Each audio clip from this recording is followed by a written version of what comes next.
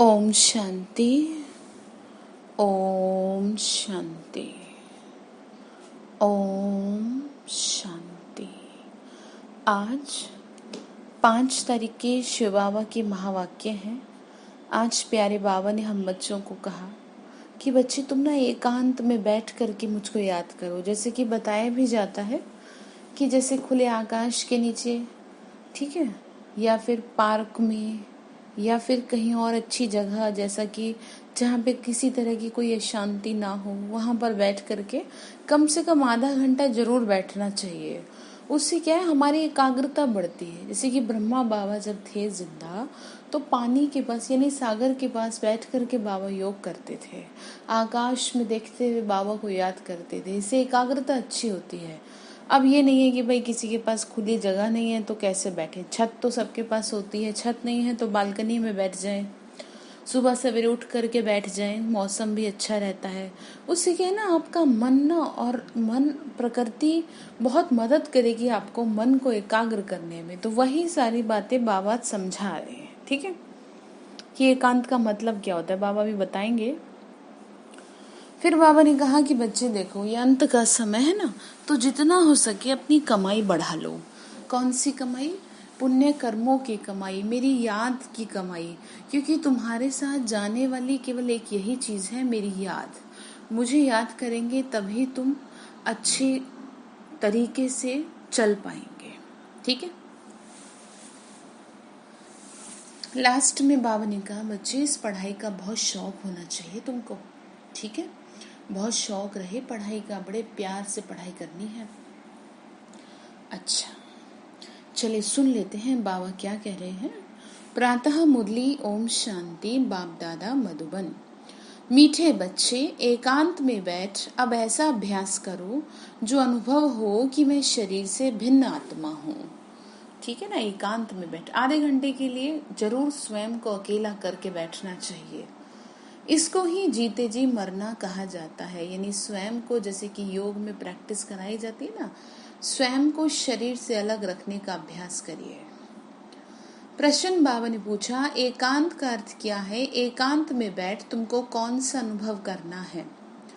Answer है, एकांत का अर्थ है एक की याद में इस शरीर का अंत हो। अर्थात एकांत में बैठ ऐसा अनुभव करो कि मैं आत्मा इस शरीर चमड़ी को छोड़ बाबा के पास जाती हूँ। कोई भी याद ना रहे, बैठे बैठे अशरीरी हो जाओ, जैसे कि हम इस शरीर से मर गए, बस हम आत्मा हैं, शिव बाबा के बच्चे हैं। इस प्रैक्टिस से देह भान टूटता जाएगा। समझ में आया क्या कहा? क्या प्रैक्टिस करनी है? बस मैं आत्मा हूँ, शिव बाबा की बच्ची हूँ। इस प्रैक्टिस से क्या होगा? शरीर का भान टूटता जाएगा, और शरीर का भान टूटना बहुत जरूरी है। ओम शांति। बच्चों को बाप पहले पहले समझाते हैं कि मीठे मीठे बच्चों, जब यहाँ बैठते हो ना, तो अपने को आत्मा समझ बाप को याद करते रहो, और कोई तरफ बुद्धि नहीं जानी चाहिए। ये तुम बच्चे जानते हो हम आत्मा हैं। पाठ हम आत्मा बजाती हैं, किसके द्वारा? शरीर के द्वारा। आत्मा अविनाशी है, शरीर विनाशी है। तो तुम बच्चों को आत्माभिमानी बन बाबा को याद करना है। आत्मा अविनाशी है, शरीर विनाशी है। शरीर का नाश होता है, आत्मा का कभी नाश नहीं होता। इसीलिए पाठ पढ़ाया जाता है कि आप अपने को आत्मा समझें। तो आपको किसी तरह का कोई डर नहीं रहेगा, न मृत्यु का डर रहेगा, न किसी मनुष्य से डर रहेगा। जब आप हो ही आत्मा, डर तो शरीर का है ना। वही कह रहे हैं, हम आत्मा ही, चाहे तो इन ऑर्गन से काम लेवे, चाहे तो ना लेवे। अपने को शरीर से अलग समझना चाहिए। बाबा कहते हैं अपने को आत्मा समझो, देह को भूलते जाओ। हम आत्मा इंडिपेंडेंट है, हमको सिवाय एक बाप के और कोई को याद नहीं करना। समझ आया? हम कौन है? इंडिपेंडेंट है, यानी स्वतंत्र आत्मा है। हमको सिवाय शिव बाबा के और किसी को याद नहीं करना, क्योंकि आत्मा का पिता तो वही है ना। आत्मा को तो ताकत उसी से मिलेगी, जैसे बाबा ने 2 दिन पहले कहा था बैटरी डल हो गई, चार्जिंग कहाँ से मिलेगी? मेरी याद से ही तो मिलेगी ना तुमको चार्जिंग।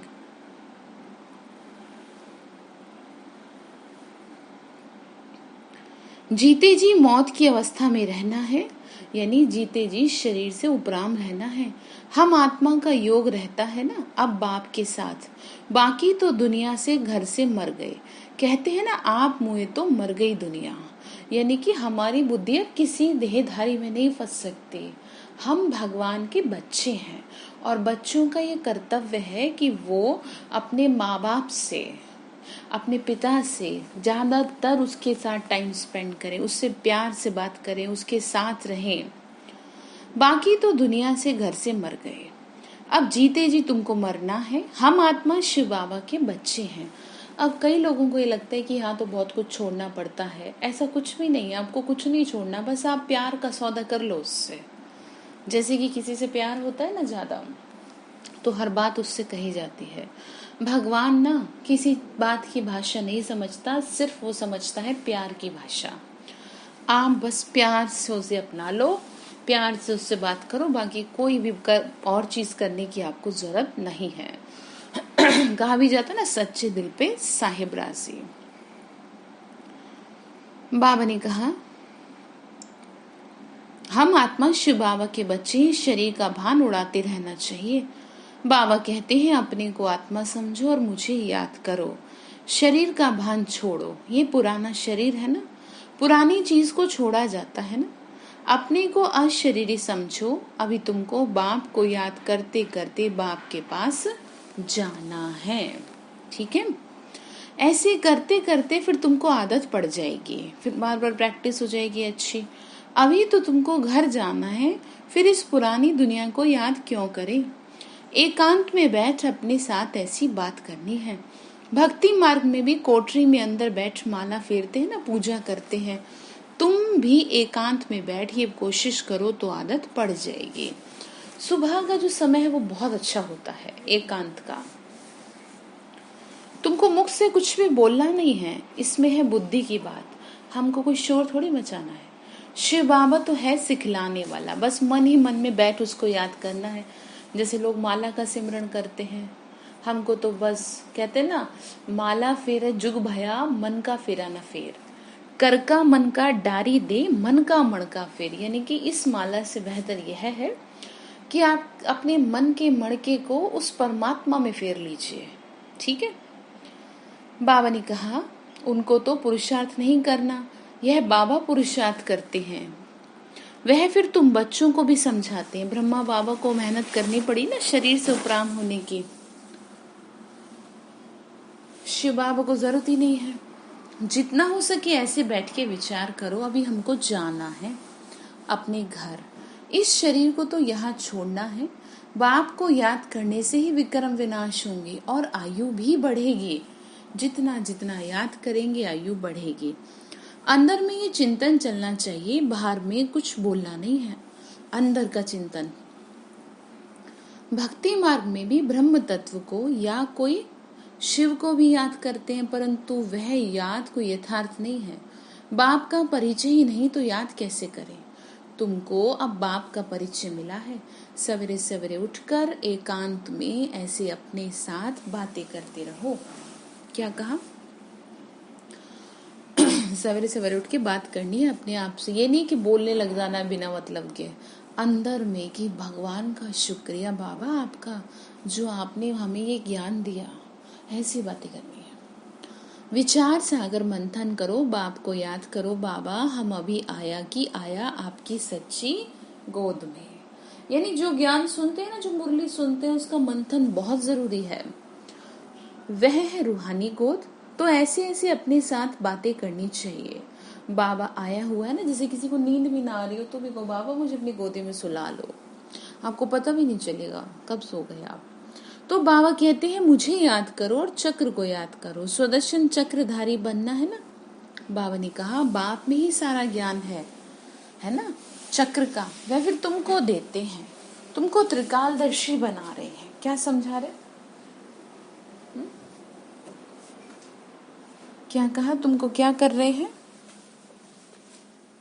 त्रिकालदर्शी बना रहे हैं। बाबा ने कहा, तीनों कालों अर्थात आदि मध्यांत को तुम जानते हो। बाप है परमात्मा, उनको शरीर तो है नहीं, अब इस शरीर में बैठ तुमको समझाते हैं। क्या कहा? अब इस शरीर में बैठ तुमको समझाते हैं।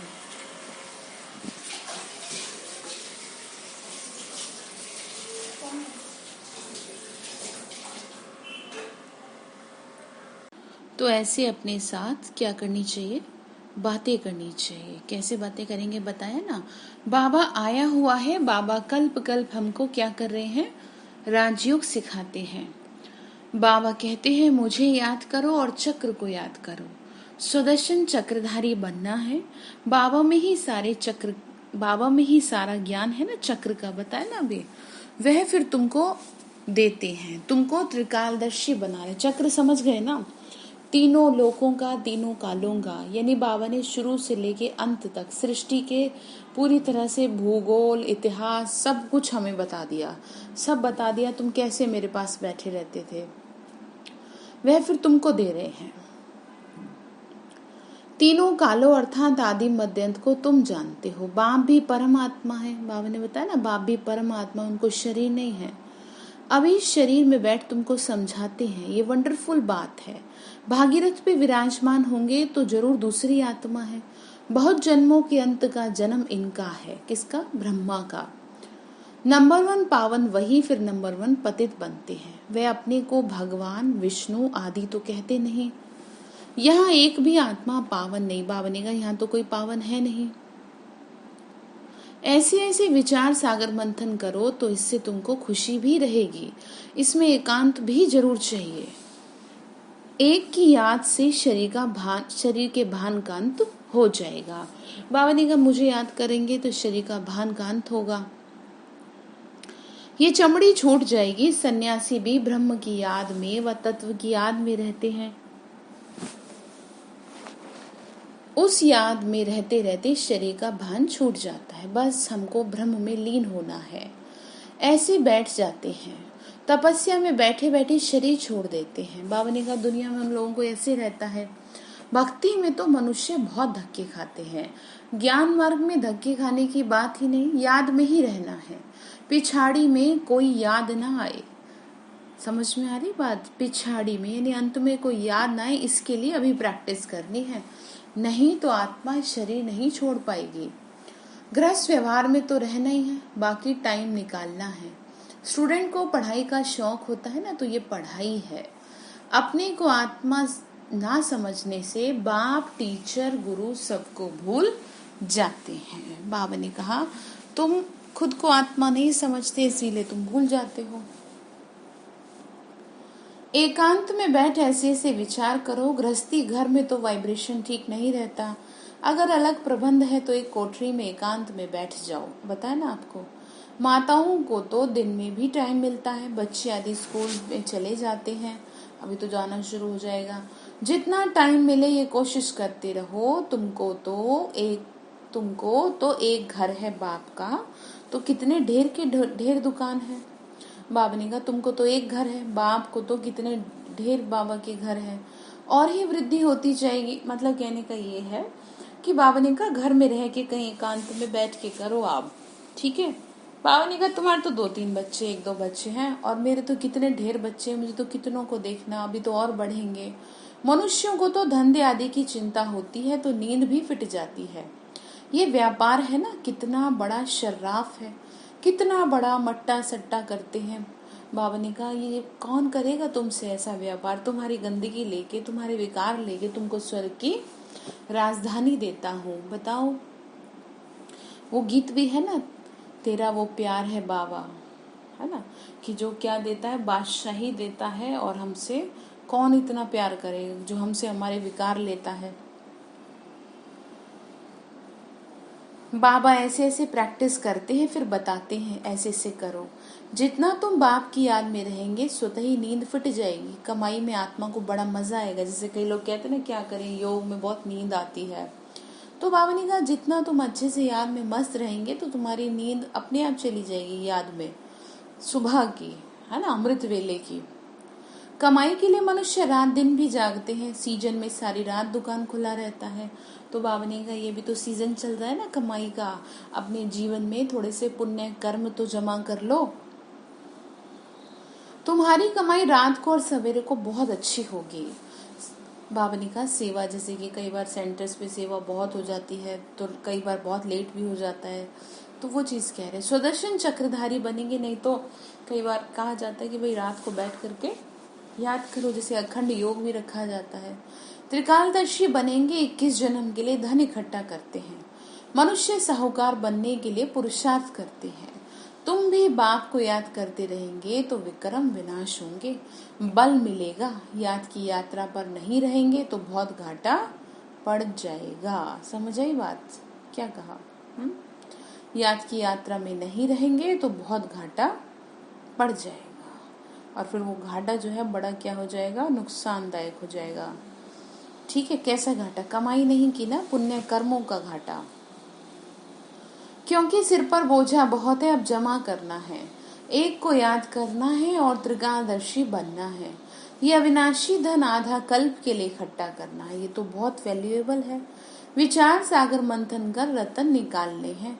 बाबा जैसे खुद करते हैं, बच्चों को भी युक्ति बताते हैं। कहते हैं बाबा माया के तूफान बहुत आते हैं।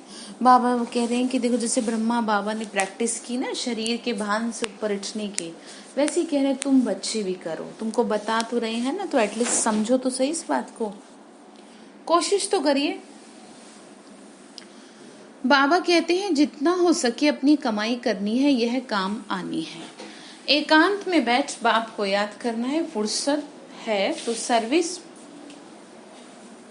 सर्विस भी मंदिरों में जाकर क्या करना है, करनी है।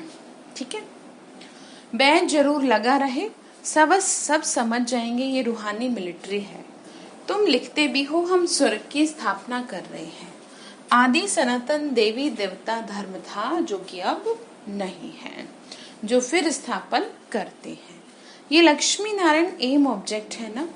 कोई समय ये ट्रांसलाइट का चित्र बैटरी सहित उठाकर परिक्रमा देंगे और सबको कहेंगे ये राम राज्य स्थापन कर रही हैं। बाबा ने कहा सेवा की युक्तियां निकालो, यानी पूरी दुनिया में ये मैसेज किसी तरह तो पहुंचाओ कि नई दुनिया की स्थापना हो रही है।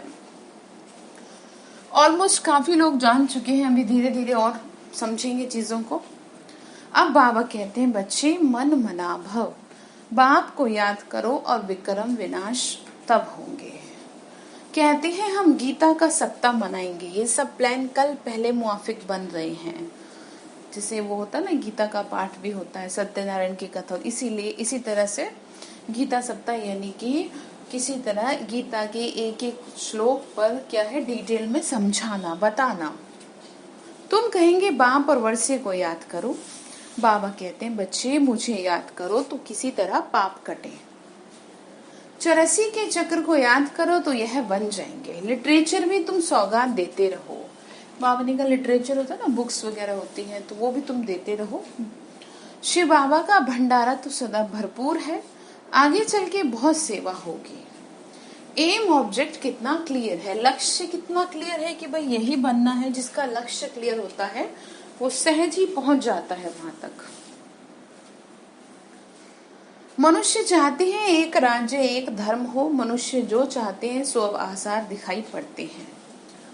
फिर समझेंगे यह तो ठीक कहते हैं।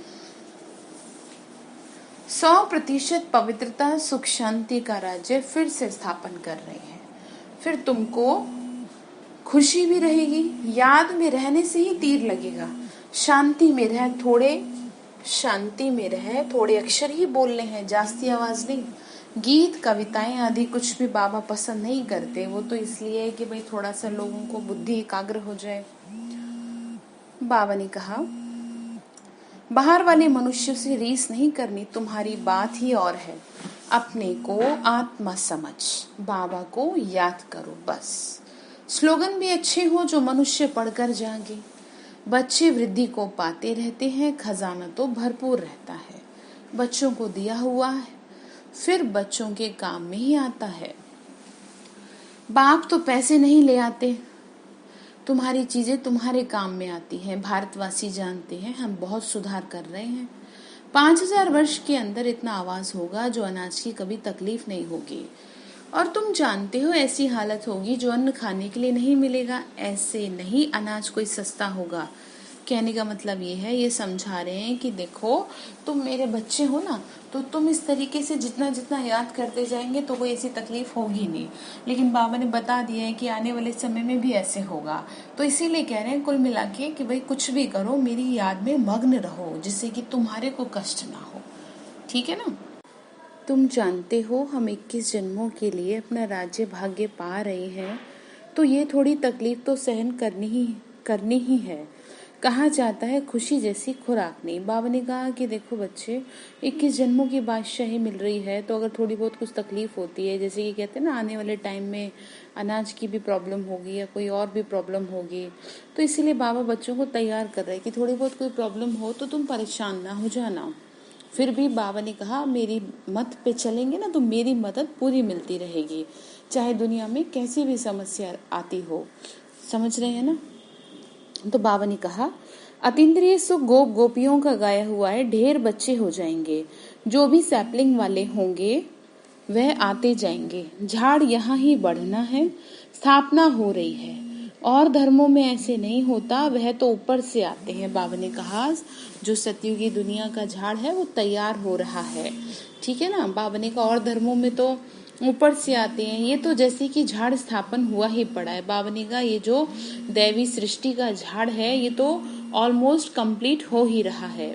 इसमें फिर नंबरवार आते जाएंगे, वृद्धि को पाते जाएंगे। तकलीफ कुछ नहीं है उन्हों को, तो ऊपर से आके पाठ बजाना ही है। बाबा ने कहा जो आत्माएं और धर्मों वाली आती हैं उनको तो ऊपर से आके पाठ बजाना ही है। इसमें महिमा की क्या बात है। धर्म स्थापक की पिछाड़ी आते रहते हैं। यानी बाबा ने कहा कि फिर उसके बाद आती रहती हैं आत्माएं। वह शिक्षा क्या देंगे सदगति की? कुछ भी नहीं। यहाँ तो भविष्य देवी देवता धर्म की स्थापना कर रहे हैं। संगम युग पर नया सैपलिंग लगाते हैं ना, पहले पौधों को गमले में लगाकर फिर नीचे लगा देते हैं। बाबा ने कहा इस समय आत्माएं आ रही है ना, यानी कि दैवी सृष्टि रूपी झाड़ तैयार हो रहा है, सैपलिंग लग रही है, वृद्धि हो रही है। तुम भी अब पौधा लगा रहे हो, फिर सतयुग में वृद्धि हो पाए, राज्य भाग्य पाएंगे। बाबा ने कहा अभी कर रहे हो ना तुम, फिर ऐसे ही करके सतयुग में राज्य भाग्य मिलेगा। तुम नई दुनिया की स्थापना कर रहे हो। मनुष्य समझते हैं अर्जुन कलयुग में अभी बहुत वर्ष पड़े हैं, क्योंकि शास्त्रों में लाखों वर्ष लिख दिए। समझते हैं कलयुग में अभी 40,000 वर्ष पड़े हैं, फिर बाप आकर नई दुनिया बनाएंगे। कई समझते हैं यह जो है वही महाभारत लड़ाई है। गीता का भगवान भी जरूर होगा, तुम बतलाते हो कृष्ण तो था नहीं। बाबा ने समझाया कृष्ण तो 84 जन्म लेते हैं, एक के फीचर्स न मिले दूसरे से, तो यहाँ फिर कृष्ण कैसे आएंगे? बात समझ में आ रही? क्या कहा बाबा ने? कहा वैसे तो दुनिया में देखा जाए कि एक के फीचर्स दूसरे से नहीं मिलते, तो यहाँ कैसे कृष्ण आएंगे? कोई भी इन बातों पर विचार नहीं करते। तुम समझते हो कृष्ण स्वर्ग का प्रिंस है, वो फिर द्वापर में कहाँ से आएगा? दुनिया में कहा ना द्वापर युग में श्री कृष्ण ने अर्जुन को गीता का ज्ञान दिया, वास्तव में इस समय दिया, तो तभी तो उसके बाद सतयुग आया। बाबा ने कहा इस लक्ष्मी नारायण के चित्र को देखने से ही समझ में आ जाता है शिव बाबा का ये वर्षा दे रहे हैं, सतयुग की स्थापना करने वाला बाप ही है। ये गोला झाड़ आदि के चित्र कम थोड़े हैं जो चित्र 7 डेज में दिखा रखे हैं। उनके थ्रू बाबा ने का बहुत अच्छी अंडरस्टैंडिंग हो सकती है अगर कोई समझाने वाला सही हो। एक दिन तुम्हारे पास सब चित्र ट्रांसलाइट के बन जाएंगे। बाबा ने कहा ट्रांसलाइट का बनाने से थोड़ा अच्छे से समझ में आता है, दिखता अच्छा है। फिर सब कहेंगे हमको ऐसे चित्र ही चाहिए। इन चित्रों से फिर विहंग मार्ग की सर्विस हो जाएगी। तुम्हारे पास बच्चे इतने आएंगे जो फुर्सत नहीं रहेगी, ढेर आएंगे, बहुत खुशी होगी। दिन प्रतिदिन तुम्हारा फोर्स बढ़ता जाएगा। ड्रामानुसार जो फूल बनने वाले होंगे उनको टच होगा। बाबा ने कहा जो आत्माएं दैवी कुल की होंगी उनको टच होगा। टच यानी उनको संकल्प आएगा कि हम जा करके ज्ञान धारण करें, है ना, अच्छे कर्म करें, बाबा की टचिंग मिलेगी।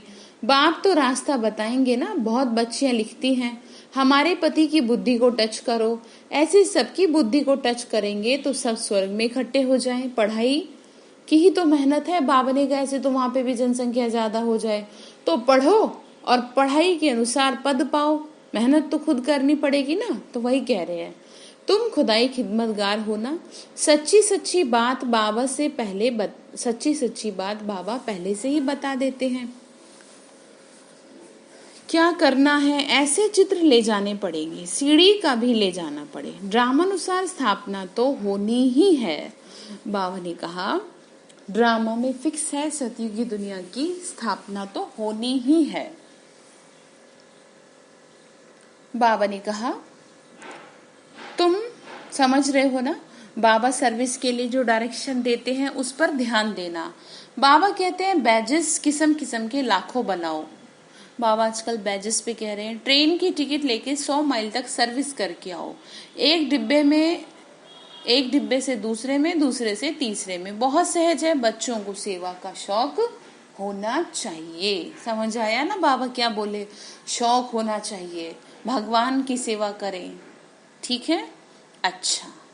मीठे मीठे सिक्के लदे बच्चों प्रति माता पिता बाप दादा का याद प्यार और गुड मॉर्निंग।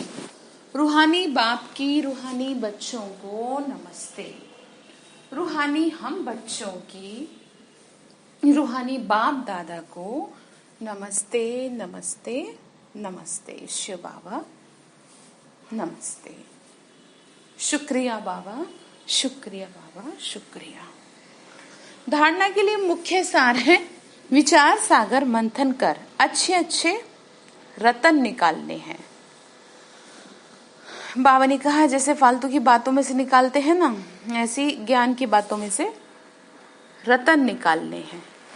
कमाई जमा करनी है, सच्चा सच्चा खुदाई खिदमतगार बन सेवा करनी है। ठीक है। दूसरा पॉइंट है पढ़ाई का बहुत शौक रखना है। जब भी समय मिले एकांत में चले जाना। ऐसा अभ्यास हो जो जीते जी इस शरीर से मरे हुए हैं, इस स्टेज का अनुभव होता रहे, देह का भान भूलता जाए। क्या कहा कि जीते जी प्रैक्टिस करो, मैं आत्मा इस शरीर से बिल्कुल अलग हूँ। प्रैक्टिस करो, जो प्रैक्टिस इतनी सिखाई जाती है, मेडिटेशन की इतनी अच्छी अच्छी वीडियो आ रही है। किसी भी तरह शरीर से उपराम होने की प्रैक्टिस करिए। ठीक है। वरदान दिया बाबा ने, भिन्नता को मिटाकर एकता लाने वाले सच्चे सेवाधारी भव। भिन्नता को मिटा के एकता लाने वाले सच्चे सेवाधारी भव। ब्राह्मण परिवार की विशेषता है अनेक होते भी एक।